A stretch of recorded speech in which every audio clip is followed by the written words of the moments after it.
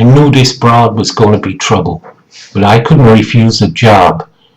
I was sick to death of going down the wharves and picking up sailors, giving them blowjobs just enough money to pay the rent.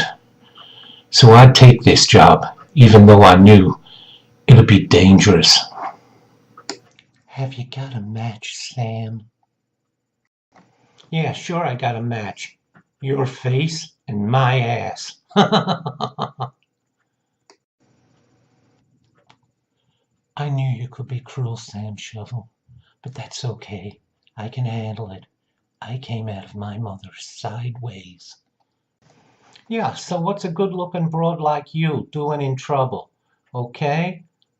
You say heavies? Hey, you haven't been playing hooky from Weight Watchers again, have you? Huh? You gotta help me, Sam. I'm being chased by some real heavies. It's Big Joe. You know, Big Joe? Yeah.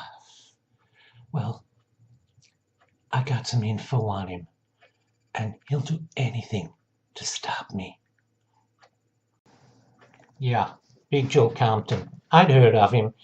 He ran some kind of joint downtown, a club called the Go Indie Now Club. It was home to artists and authors and sculptors and filmmakers and other kind of lowlifes.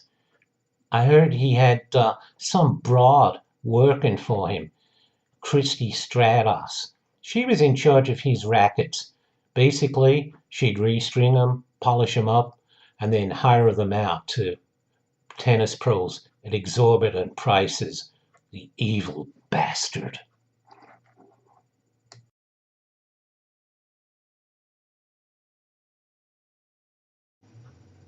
He's getting some authors to do some kind of film noir.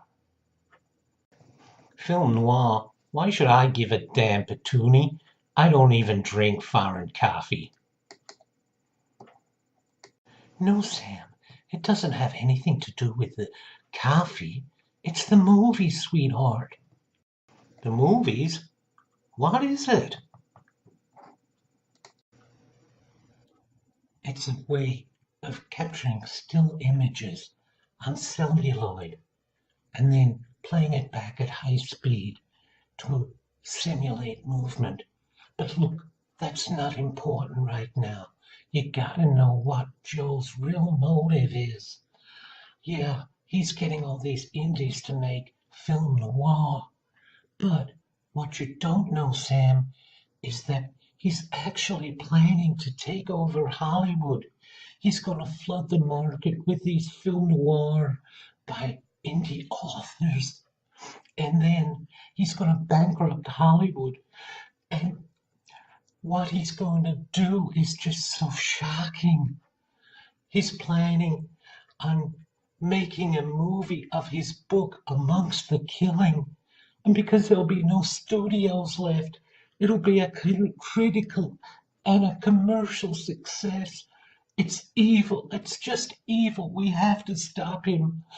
Well, I can't stop him, but you know, you can. Look, I've got all the dirt on him. I got some files from a guy called Michael J. Elliott. Michael J. Elliott? Hey, I never heard of that guy. Yeah, nobody has, but he's a damn good writer, and he's a really nice guy, and I don't want to see anything happen to him. Yeah, we were close. We were real close at one stage. Yeah, but look, that's not important now. Michael left me some files. You've got to go through them, Sam. You've got to find a way to stop Joe. Look, I can't stay here long. My life's in danger. But just alone, this one thing, that if you can stop Joe, I'll be so grateful. It's too late for Michael J. He bought the big one, Joe. Yeah. So it's up to you Please do whatever you can. Stop his nefarious plans. Examine these files. It's our only hope. Seems like I misunderstood. When she said Michael G. had bought the big one, I thought he'd been gunned down. Turns out he just upsized his McDonald's meal. Still, the poor dude was in hospital, currently having a charisma bypass operation, just so he could grow a couple of nads. I didn't want to get involved, but I knew I had to. We couldn't let Hollywood die, especially by Big Joe Compton. So I was going to sit here in the office and go through the Dark Realm diaries.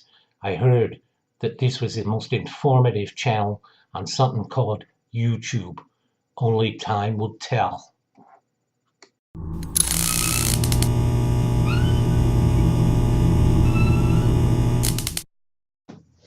G'day Darkrealmers, it's horror author and illustrator Michael J. Elliott here with you again. I hope you like our little preview movie, something that was dug up in the National Film and Movie Archives here in Australia. Very little known performance. Actually, I think it's one of my relatives. It may have been a great aunt or something like that. Anyway, today we've got another tag, and this is a really, really clever one, and one I was really happy to take part in. And Joe Compton from Go Indie Now has given us all the elements that make up a film noir. Now, film noir is, very dark, very brooding. They're like, films like The Maltese Falcon and all those sort of films are considered film noir. Okay, and we've got some questions, and we need to basically answer them in terms of film noir. Okay, so let's get started. Question 1. The anti-hero protagonist. The guy who is cool, calm, and just looks like he doesn't care. But it turns out he is a good guy deep down. Well, I really had trouble thinking of someone like this. Now, I'm going to kick myself after this video because I'll probably think of a heap. But at the time, I couldn't think of anyone. And the only one who did spring to mind was Severus Snape from Harry Potter, because throughout the whole Harry Potter, he, just acted very aloof, disdain for Harry, and basically everyone else, for that matter. And then it turns out that he's actually a very caring person. He actually, loved Harry, because his mother Lily, Harry's mother Lily, had actually, tried to befriend him when they were at school together. So I think he's very much the anti-hero protagonist, especially when you think what he did at the end of the movies. Okay, number 2, femme fatale. She kicks ass. She turns your head. She's stronger than you, smarter than you, and you can bet she's always one step ahead of you. Well, for this one, I'd have to say it was Barbara Stanwyck in Double Indemnity. She is a very cool, very calculating woman, and her partner, planning, a murder to get the insurance, and you're never sure if she's genuine on the level or she's going to double cross, her lover. And she does this so well, and it's a great movie. Okay, one of her great performances too, I must say. Okay, so for me, yeah, it's Barbara Stanwyck. Question 3. Tough, no-nonsense dialogue. This movie has quick wit, sharp dialogue, and expresses itself in a manner so unique. Okay, for me, it would have to be African Queen. I just love the dialogue between Katharine Hepburn and Humphrey Bogart. It's poignant, it's funny at times, it's compassionate. They just work so well together, and their characters are just so wonderful, and you get it's really wonderful how you sort of dislike Katharine Hepburn's character at first because she's such a goody-goody, and poor Humphrey Bogart, browbeaten by her and everything like that. But the dialogue between them and the romance that builds up between them through all these, situations that they go through is just marvellous. So the dialogue in that, I just think, is first rate.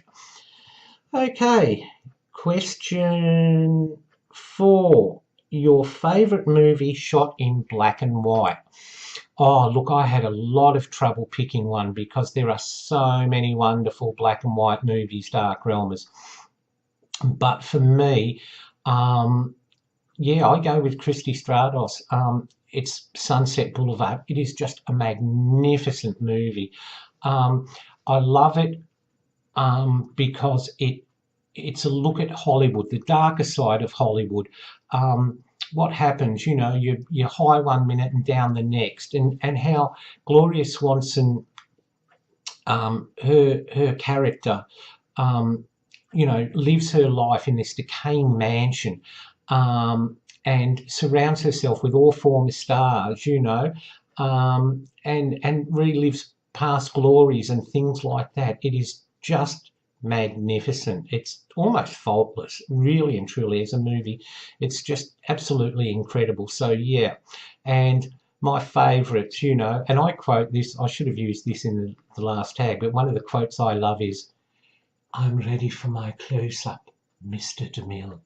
And that's just, wow. I mean, that sums up the whole film. Here she is, she's lost touch with reality completely, walking down the stairs, to be arrested for murder, and she thinks it's all, like a movie, and it's just wonderful.